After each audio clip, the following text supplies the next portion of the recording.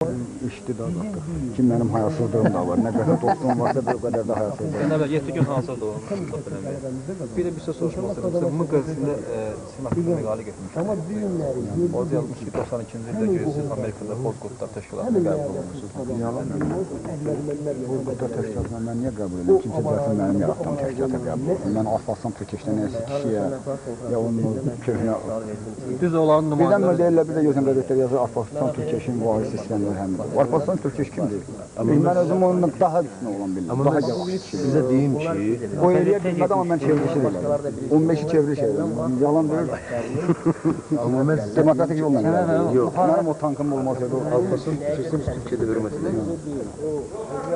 seçkilər olmuyor. Cənab, qəzetdəki müxalifət qəzetindəki yazıyorsunuz. Çox sağ olsun. Arifin qardaşı bilir. Arif Hacıyev. Beynəlxalq zəncilərdə rəsmi üzr istədi məndən ki, bizim qəzetin ondan xəbəri yoxdur. Dedim özünüz. Sonra bir cəmaat arasında bir söz söhbət. Prezidenti saxlayan İskəndərin rəhmi.